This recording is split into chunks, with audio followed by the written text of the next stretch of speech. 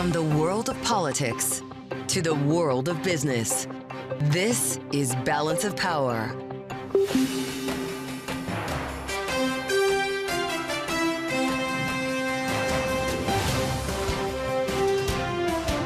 Live from Washington, D.C.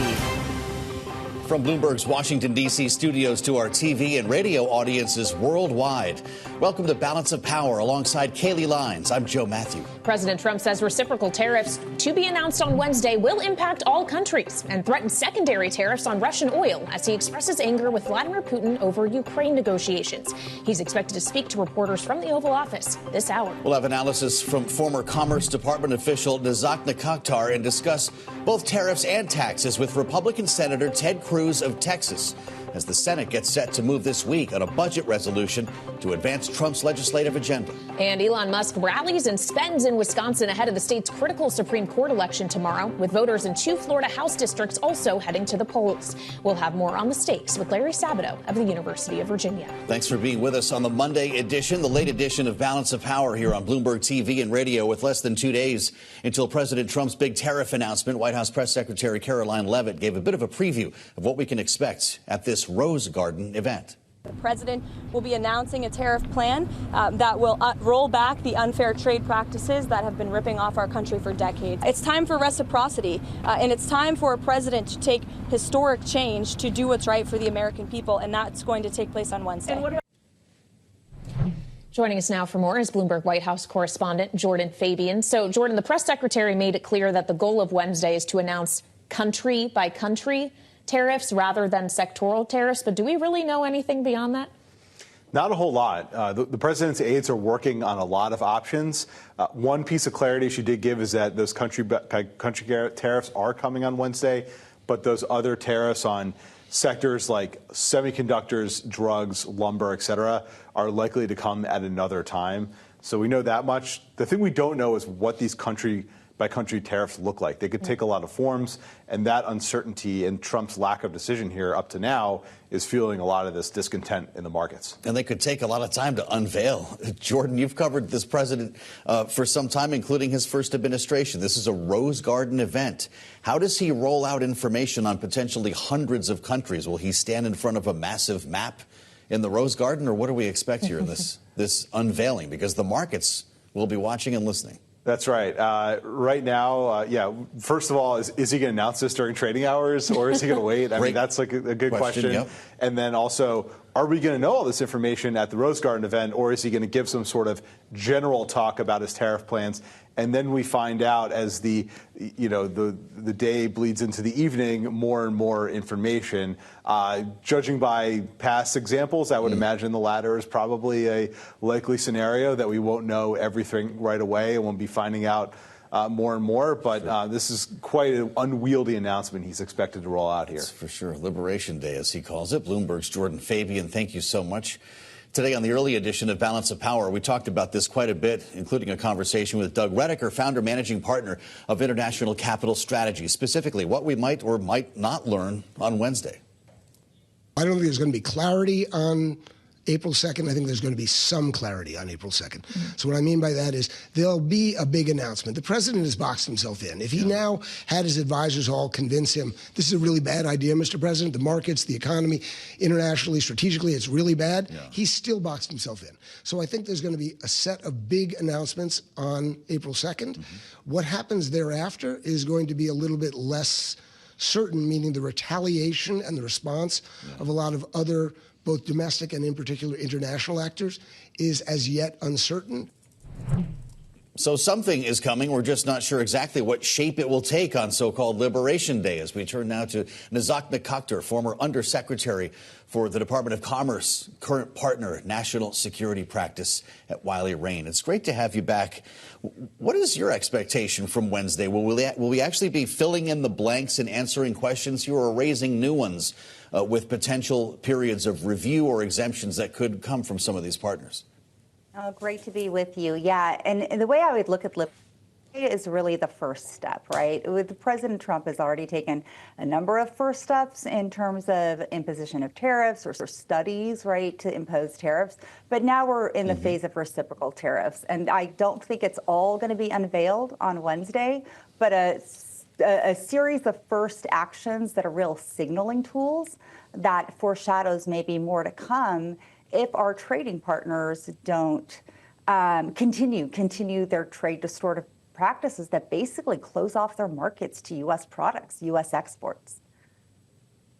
Well, so what partners, Nazak, do you think have most reason to be concerned about Wednesday? The president suggested over the weekend that he hasn't heard any rumors of the so-called dirty 15 or 10 countries that obviously have the widest trade imbalances with the U.S. But are those the ones you would be watching?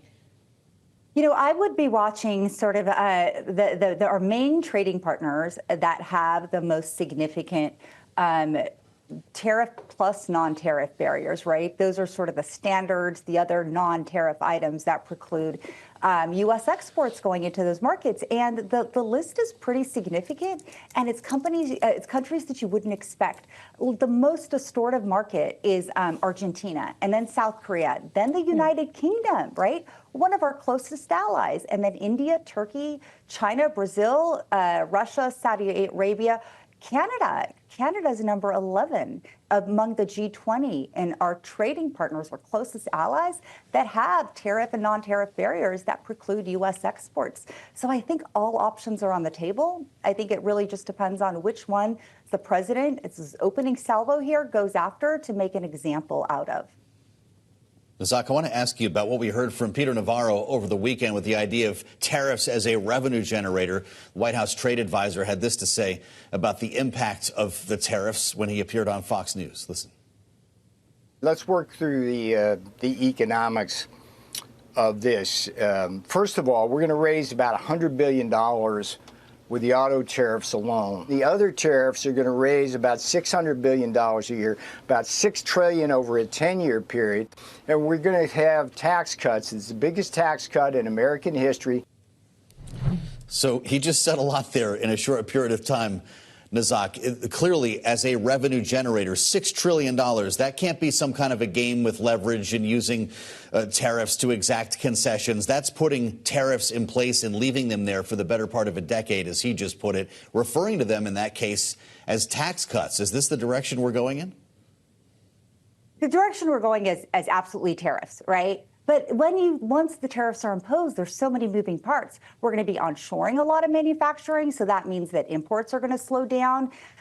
Imports may slow down just by volume for other reasons. The value of imports may decrease, so it's going to be really difficult to pinpoint how much revenue is going to be generated through tariffs. But yes, the imposition of tariffs, I think, is what the president is planning to do. Really first announced on April 1st, but I don't think that that's going to be the end of it. It is going to be significant. It is going to be unprecedented. It is going to generate revenue. How much that ultimately translates into tax cuts, how much revenue will be generated, it's really just a function of a lot of moving parts, but it may very well be substantial. Well, and as you talk about onshoring, Nazak, and the idea that we won't be importing as much, does that just mean there won't be as much supply to go around? Because how long will it realistically take for American manufacturing capacity or productive capacity to offset what is lost from not importing things from partners? I mean, it's not just, it's a great question because it's not just our manufacturing capacity cap, it's energy resources, the workforce, all of these multitude of things that come into play. So at the end of the day, I don't think anybody's expecting America, even the president, to be isolationist. But I think where their focus is bringing in as much manufacturing as possible. A lot of the critical manufacturing that we need that not only goes into the important commercial sector, but that has spillover into the defense sectors, critical minerals, some of the foundational capabilities we need. That's very much where they're focused on onshoring supply chains. And let's go as far as we can go with the resources we have, energy, workforce, et cetera. And we will have imports. And to the extent that those imports, I think, will ultimately be tariffed to level the playing field, I think that's where the president is going to focus on, right? Everybody in the administration is aware that just tariffing for the sake of tariffing, right, has unintended consequences, creates economic distortions. But really, tariffing to correct for distortions is where we actually do get a healthy economy, economic prosperity, equilibrium.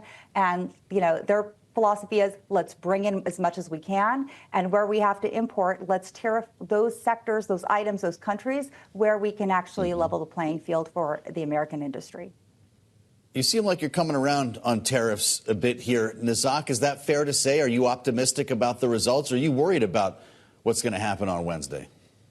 There's a lot to be seen, right? But from everything I understand, everything I sort of know, there's a lot of analysis that's going in here, right? I think what people try to portray is that the president is just going to move haphazardly. But I know those great folks in the White House. There's economic analysis day in and day out, and they're going to give the president options, right? Every option is going to be supported by data, statistics, true trends in trade distortive behavior. And then it's going to be up to the president to sort of wake up on Wednesday and decide which countries, which distortions he's going to go after. But I really do want to underscore that there's a lot of good people who are working around the clock doing pretty solid economic analysis, and those people, their ability and their capability to analyze are very solid.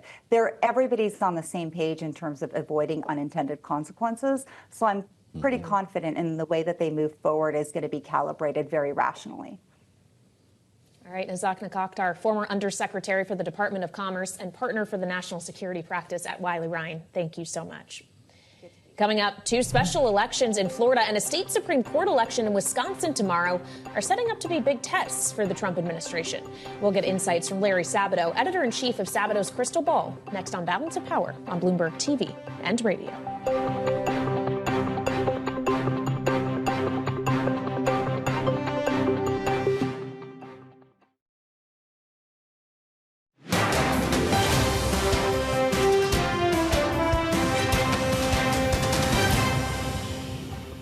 What do you think of my hat?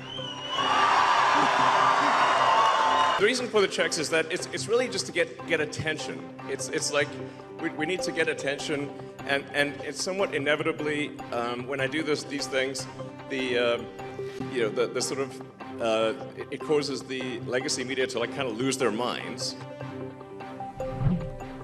Elon Musk wearing a cheesehead hat, rallying in Wisconsin yesterday and handing out $1 million checks to 2 local voters ahead of tomorrow's state Supreme Court election in the state, where he and other Republicans have backed Brad Schimel against Dane County Judge Susan Crawford, who has been endorsed by Democrats, though the court election is officially nonpartisan. Joining us now with insight into this race here on Bloomberg TV and radio is Larry Sabato, editor-in-chief of Sabato's Crystal Ball and director of the Center for Politics at the University of Virginia. Larry, welcome back to Balance of Power. The Brennan Center for Justice says that spending in this race has passed $90 million as of today. That would be a record for a state Supreme Court election. Does that indicate this is an indicator well beyond Wisconsin? Well, it's not the only game in town, but it's the biggest game in town, certainly tomorrow. And look, Wisconsin is the fulcrum state. It's the ultimate swing state. It's often the state that puts a presidential candidate over the 270 votes needed to win election. That's why we pay so much attention to Wisconsin. And because Wisconsin is so competitive and close, it tends to reflect the moment in politics. Has the moment become more Republican? Has the moment become more Democratic? Or is it about the same as it was last November? We'll find out tomorrow. I will say the spending is probably the most memorable part of it, in that both the Democratic and Republican nominees for the court take exactly the positions you would expect them to have for a Democrat and a Republican. So not a lot of surprises there, but 22 million plus Elon Musk has spent on this race. I mean, look, in the old days, I remember when presidential elections were run for less than $22 million. So here we are. Pretty remarkable when you consider the dollar signs here, Larry. What do you make about what Elon Musk just said, though? There is some truth to it, right? You give away a couple of $1 million checks, media goes crazy. Like he said, they'll run it on every news channel. It would cost 10 times more to buy coverage like that. Is he the new king of earned media? Well, he's right in saying that. It has gotten an enormous amount of attention. It did in Pennsylvania when he did this in the general election last fall. So it works. But of course, there's a plus and minus to it. Some people are paying attention, but they're turned off by it. Other people are paying attention and they just wish they had been the $1 million winner, but they probably also are supportive of the candidate that Musk chooses. I want to talk about a different candidate, and that's Randy Fine in Florida's 6th congressional district. Of course, he is the Republican nominee to fill the seat vacated by Mike Waltz, who left Congress to be the national security advisor. Waltz won his seat by more than 30 points in November. Donald Trump's margin of victory in this district was also 30 plus. And yet Randy Fine is not outpolling his Democratic challenger by those kinds of margins. Larry, is there actually a chance that this seat gets flipped? Oh, sure, there's a chance. I don't think it's enormous, but you wouldn't rule it out the way you normally would in a plus 30 Republican district. I'll still be shocked if the Democrat wins, but the Democrat has raised, I think it's over $10 million to $1 or $2 million for the Republican. Now, part of it was the Republican took this seat for granted, and you can understand why. You know, a plus 30 Republican district shouldn't even be in contention. So, you know, I get it, but it's a reminder to candidates never, ever to take any race for granted. Well, so what do you make of this, though? Is it a candidate story, Larry, or is there more happening here, a shift in the electorate that's causing people like us to ask you questions about this special at the beginning of April? Everyone's looking for an indicator as to something bigger. Well, yeah, look, it's both. Obviously, there's another seat open, Matt Gaetz's seat, the former nominee for Attorney General, who then left Congress and is off doing other things. And the Republican candidate there in another plus 30 Republican district is going to win easily. And that's because that candidate didn't take the race for granted and is also very well known and popular, has been in statewide office. So, you know, we'll see how much of this is, I wouldn't even say anti-Trump. Florida is now very strongly pro-Trump and pro-Republican. So it's a question of whether the Republican comes anywhere close, Randy Fine comes anywhere close to winning by 30 points. I doubt it, but, you know, the voters have surprises for us. Most of the readings have him up by about a third or a half of the regular margin. Now, whether he meets that percentage, I don't know. We'll all find out together. Well, if you don't necessarily see Florida as being a referendum on President Trump, Larry, would it be a misreading of Wisconsin as a referendum of Elon Musk? Oh, sure. Elections are never that simple. There are always multiple reasons why one candidate wins and the other candidate loses.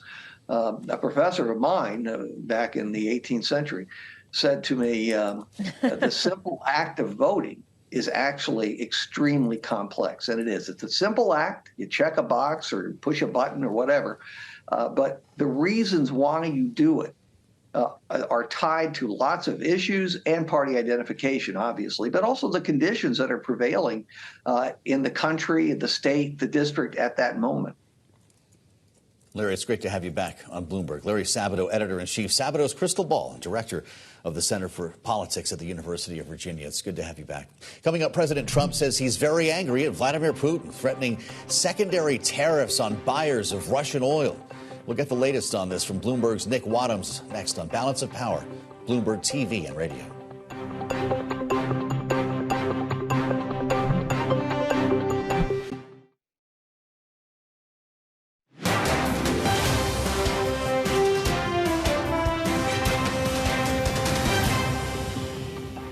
I don't think he's going to go back on his word.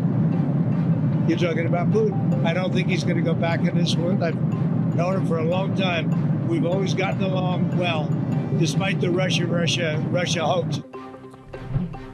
President Trump aboard Air Force One yesterday discussing Russian President Vladimir Putin. This on the same day that Donald Trump said he was, quote, very angry, unquote, at Putin, threatening secondary tariffs on buyers of Russian oil if Putin refuses a ceasefire with Ukraine. That all came from a phone interview with NBC's Kristen Welker. For the latest now, we turn to Bloomberg's Nick Wadhams, who runs our national security team here in Washington. What do you make of this latest turn? Donald Trump says he's angry at Vladimir Putin. Does that bring us closer to peace? Well, I mean, it's tough to tell whether this is sort of four-dimensional chess or what's really happening here. But I think what you're seeing, at least on the surface, is the president, had said many times that he wanted a deal basically before he even came into office. So between Inauguration Day and when he got into office. So he believed, or said he believed, that he wanted this done really quickly.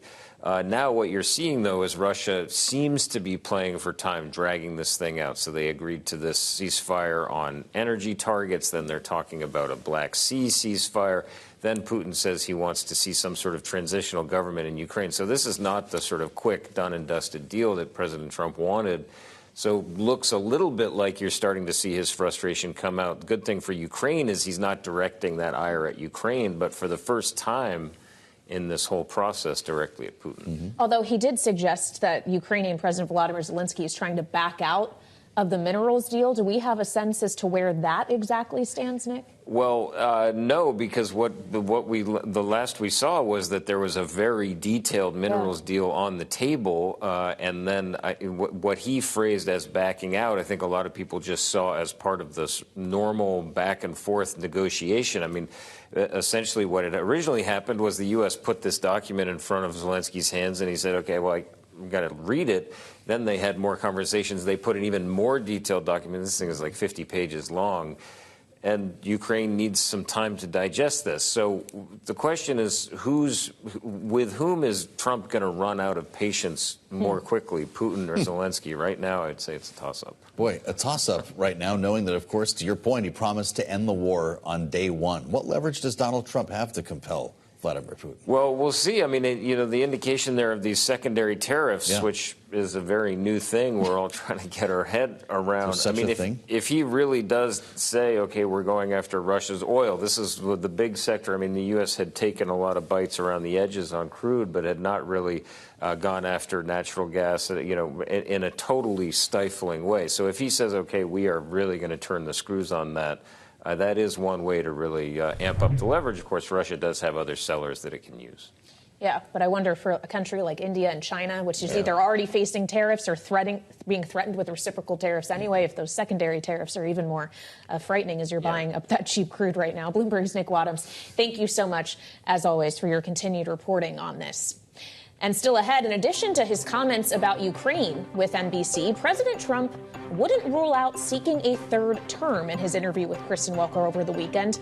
He suggested, quote, Joe, there are methods that could allow him to do so. We'll see about that. The Constitution actually says exactly the opposite. So I'll be curious to hear what he has in mind. Yeah, there's a question around the 22nd Amendment. We'll get into it with our political panel next on Balance of Power on Bloomberg TV and radio.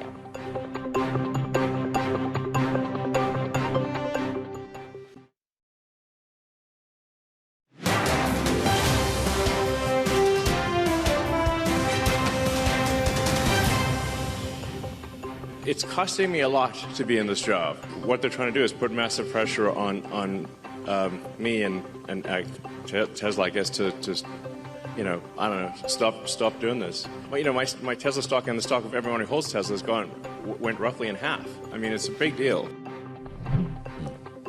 Elon Musk rallying in Wisconsin yesterday, discussing how his role in the administration has impacted his business. Tesla shares down 45%.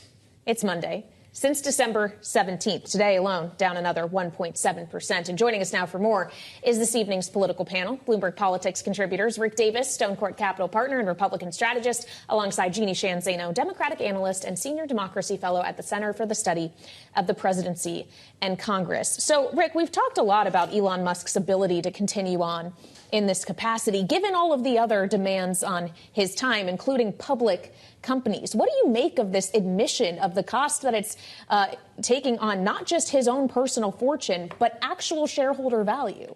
Yeah, look, I mean, he's the world's richest man, so he can probably afford a little bit of downturn in some of the stock prices. But, he seems to be really empowered to serve government. I mean, whether you like or dislike what's going on at Doge, he seems to be incredibly excited. We see him in all these venues, whether it's the Oval Office or at the Department of Defense or at the CIA or any other place that he goes. He's just loving every minute of it. And so he's got enormous capacity. He's obviously one of the brightest people you'll ever meet in your life. And so it's really up to him to decide how much risk does he want to put his business empire through in order to satisfy a growing political empire. Yeah, of course, Jeannie, he was in Wisconsin to stump for the conservative candidate for the Supreme Court. We've got an election there tomorrow, a statewide election that we're going to be talking about. And he's getting us to talk about this in part because he gave away a couple of $1 million checks. He also put a lot of money in this race behind the candidate as well in the form of advertising. But is this the new method here?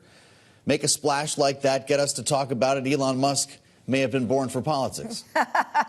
Yeah, you know, it's fascinating because you want to know how unpopular he has become. The Democrats switched from talking about Roe v. Wade's overturning to talking about Elon Musk, hoping that that would get more people out. And there's nothing Democrats like less than the overturning of Roe v. Wade. So it's saying a lot about Elon Musk. So I think he's right to be a little concerned about the toll this is taking. But he is, to Rick's point, the wealthiest man in the world, so I think he'll recover fine.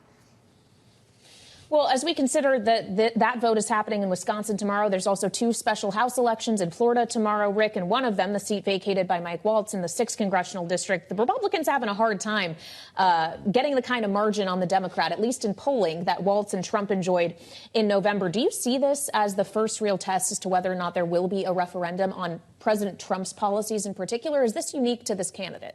You know, a little bit of both, right? The candidate is not doing that great a job. He hasn't raised a lot of money. He had to put some of his own money in to even put up a TV ad the week before the election. That's pretty minimalistic. The Democrat challenger has almost $10 million in the bank that they've been using to campaign against him.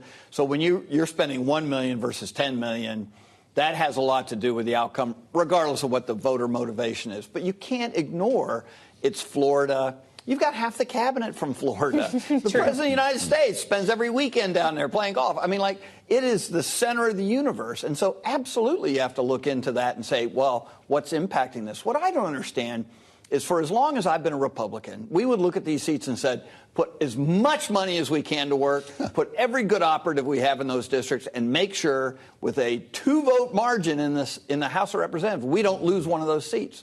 And none of that was done. Who's at home? Where's the RNC? Where's the National Senate or National House Campaign Committee? I mean, it's amazing to me that there has been more concentrated effort on those 2 races. Of course, the elections we're talking about walk us into Wednesday, which the president likes to call Liberation Day, and it's going to resolve into a massive conversation, if not argument, over tariffs. We've already seen the market reaction to this. Jeannie, there's a red headline just crossed the terminal. Automakers seeking to exclude low-value car parts from tariffs. We're going to be talking about reciprocals and a lot of other things here. But when it comes specifically to autos, there has been a concern that some of the lower cost vehicles that are not assembled completely in this country would be the ones to see their values increase the most, see prices increase the most, and therefore hit lower income buyers. When you see a headline like this now, low value car parts potentially with an exemption, are we going to get a different story than we expect from Donald Trump on Wednesday, one that is full of caveats? Yeah, I mean, you would think so. Looking at the markets and how they're responding to this, looking at public opinion polls, looking at the fact that there's almost nobody out there outside of the administration who thinks this is a good idea. The entire Liberation Day should be a series of caveats. But you know what? Donald Trump is committed to this, so it may not be. And, you know, I think this ties back to what we were talking about the concerns in these 2 Florida districts. Trump won those by 30 points. Republicans should run away with this. Democrats shouldn't even be playing. And yet you look in districts like Victoria Sparks, you look in these districts, people are upset because they voted for Trump on the economy. He was going to give us lower prices. And what are they facing? They are facing a threat of higher prices. And just wait a couple weeks and see how bad it gets after Liberation Day, and things could be potentially worse. Well, and he told NBC over the weekend, Rick, that he couldn't care less if car prices rise as a result of these policies. Is that going to come back to haunt him? Yeah, that's a TV ad made for a political campaign in the future. And, of course, we've heard that he wants to be president a 3rd term. So, you know, just keep that stuff fresh in your real Democrats. You may have to use it again. But, look, I mean, this is such a tumultuous environment. I don't think any one of these things that he says or does is going to be what I think voters judge him on. It's going to be the composite impact it has on them. So if their car prices, if they want to buy a Ford and that price goes up, they're going to be unhappy. If they wanted to buy a Mercedes and that price went up, they're going to be unhappy. I think we've learned a lesson this election cycle. It is about economics. And right now, people are pretty grumpy about the fact that prices are still high. There's still troubling inflation. Interest rates haven't come down. I mean, and the economy is stagnating. I mean, that is not what Donald Trump promised. So regardless of what these mechanics are, he needs to see that aggregate economy improve. Rick mentioned the third term, Jeannie. Let's go there. Talked to Meet the Press on the phone and said a lot of people want him to serve a third term and suggested there were methods to circumvent the two-term limit that is clearly laid out in the Constitution. I'll jump to the gun. 22nd Amendment. No person shall be elected to the office of the president more than twice. So what are we talking about? He seemed to suggest that maybe if J.D. Vance was elected and then handed the seat over to him as vice president, that would work. Of course, that's a violation of the 12th Amendment. And so there is no path unless you revoke the 22nd Amendment. And remember what Justice Scalia said about amendments. They should be hard to overturn, but not that hard. We haven't had one since the 1990s, and that one was written by James Madison, who had been dead over 200 years. There's no change of that amendment in this environment. And so if he chooses to run and thinks he's going to serve a third term, it's not going to be a legal or constitutional means. So it is a ridiculous thing for him to say. Well, it was suggested, Rick, by the Senate Majority Leader John Thune, as well as the number 2 leader in the House, Steve Scalise, in speaking to reporters at the Capitol today, that this might just be President Trump saying things to mess with the media. Is that how you read this? Well, it worked. It did. We're talking about it. So if that were the case, it certainly was effective. And look, I mean, this is all part of Donald Trump's plan to scramble the deck every single day. What new thing can I put out there? What multiple things can I put out there that keeps you guessing as to what I really care about? What is my core, things that I want to achieve as a president? And we just keep getting back to he wants to have peace in the Middle East and in the Ukraine, which would probably make him a candidate for the Nobel Peace Prize. He wants to add territory to the United States. So when he talks about Greenland, believe him. When he talks about Canada, believe him. And he wants to be the guy who brought incredible wealth to the United States, i.e. tariffs. So if you have any question as to whether he thinks tariffs are a core portion of his agenda, think about that. It is what he believes his legacy will be all about. These are things he'd said. The rest of it, I think, is blue smoke and mirrors. Interesting. So I guess we played into something here, Jeannie, although he's got lawmakers standing by, at least one with legislation to put his face on Mount Rushmore. So maybe this isn't too far of a dream for Donald Trump. What do you think? I think it is a very far dream. And I would say on this and everything else, we've never had a president that has introduced as much chaos into the system. And that includes economic chaos, which all of this focus on tariffs. And we'll have to see how this plays out for him. But if he wanted to fix the economy and get himself a Nobel Peace Prize, he is a way from doing that. And the chaos is not helping. Well, so if we consider then, Jeannie, this notion that he is not getting back to voters' main concerns, which is the economy, does it really matter what happens with the economy in the immediate aftermath of tariffs right now in 2025, or ultimately just where we are come November of 2026 when it's the midterms? And if his tax cuts get through, those policies will have taken effect. I think it matters an enormous amount. You know, I was listening to James Lankford compare what's going on to getting your bathroom remodeled, and that it takes a long time and there's some pain, but at the end, there's going to be something glorious we'll appreciate. But the reality is, for most people, the bathroom renovation is painful, and they don't have the money to do it. So the short-term pain, and I'm borrowing James Lankford's metaphor, and the impact long-term, some glorious revitalization of manufacturing, we're not going back to the 19th century.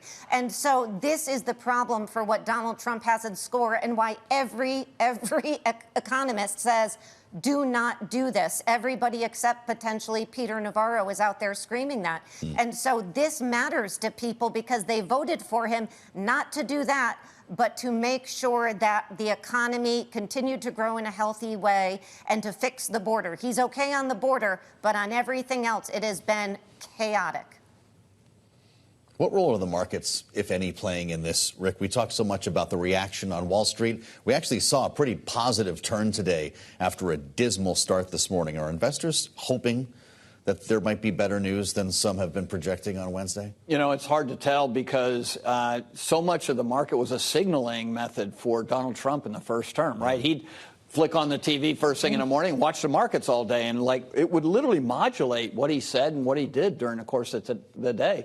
Now people who are around him say, you know, he doesn't care about the markets as much as he used to. You know, they don't really motivate him. And so he's kind of left the markets to do their own thing, right? There's been very little micromanagement from the White House compared to his first term on trying to rally markets or give them an insight as to what the future economics are going to be. It's basically trust me. And so you can imagine, I mean, you know, getting used to this new concept because everyone had the concept of a first-term Donald Trump market-oriented, stock market-oriented goals. And so the flight to safety has been pronounced. I mean, gold is at its highest point ever, and the markets have been roiled. So it's, I think, going to be a wild ride for Wall Street for the next, you know, certainly this calendar year until I think people understand where all this is going to land for Donald Trump. Brings us back to wondering whether this announcement on Wednesday happens during market hours. Rick Davis and Jeannie Sheehan Zaino, thank you so much. We'll find out together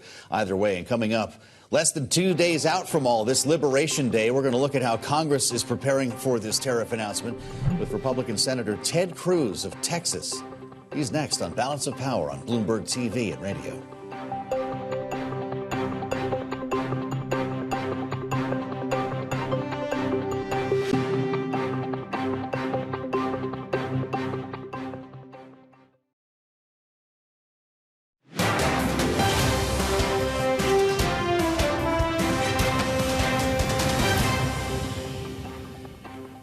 This is Balance of Power on Bloomberg TV and radio. Thanks for joining alongside Kaylee Lyons. I'm Joe Matthew in Washington. Back with us, our political panel, Bloomberg Politics contributors Rick Davis and Jeannie Sheehan Zaino, ahead of what we know will be a wild week in politics. We don't, of course, know exactly what shape it will take. And Jeannie, we were talking with Rick about the market reaction that we've seen so far. Not to turn you into a stock analyst, we'll keep you as a political analyst here. And the extent to which Donald Trump has compartmentalized this market is remarkable. It absolutely is. And I think it goes back to the fact that he is firmly committed to the idea that we need a new economy, essentially. And he would like to impose these tariffs. It's something he's long talked about, long dreamed about, and nothing, including the markets acting the way they have for the last few weeks, seems to dissuade him. And I think one of the big questions is if he does on Wednesday impose these tariffs, and if there is a very negative, not just market reaction, but reaction from constituents, particularly on the Republican side, does that start to move Republicans away from him and change his mind? But so far, nothing has worked. He is committed to them, and he has said he is going to see them through, even though everybody says it's a bad idea for the economy. Well, of course, to listen to him and his close advisors, Rick, it is not just about the tariffs. Tariffs are just one part of this wider economic strategy that also includes tax cuts. And that's really what the Senate's charge is this week, is to try to find a way to advance that tax cut package through a budget resolution. The problem is they have to wait for the parliamentarian to decide whether or not they can make the math work how they want it to. Walk us through this current policy baseline notion and what that ultimately means for how much this package is going to cost. And if you're listening on radio, I am putting that in air quotes. Nicely done. Yes. Look, I mean, you know, fundamentals of reconciliation is supposed to just be fiscal issues that you can put in there. You're not supposed to be writing policy into that law. It's the easiest way to get something passed with just 51 votes. That's what the Republicans can do. They can't get more than that. They can't get cloture, which requires 60. So as they go through this, they have that obligation. The House, on the other hand, they can pass reconciliation with one extra vote. Yeah, all they need is 218. So they have a much easier task, and they've already basically passed their structure. And it wasn't what the Senate liked. It wasn't what they had. They wanted something different. They wanted 2 bills. They wanted to pass taxes first, which, by the way, would have solved a lot of these issues that are now going on about, whether or not we get these tax cuts. I think you got to watch for that August recess, because I think everything that's happening now is predicated on both the House and the Senate getting these bills passed by August recess. And if it's not done by August recess, think about this. You get back after Labor Day. You've got the entire government spending hitting a crater at the end of September. You probably have only done an extension on debt limit. I mean, it'll be a fiscal cliff like we haven't seen before in a long time. Makes you want to buy.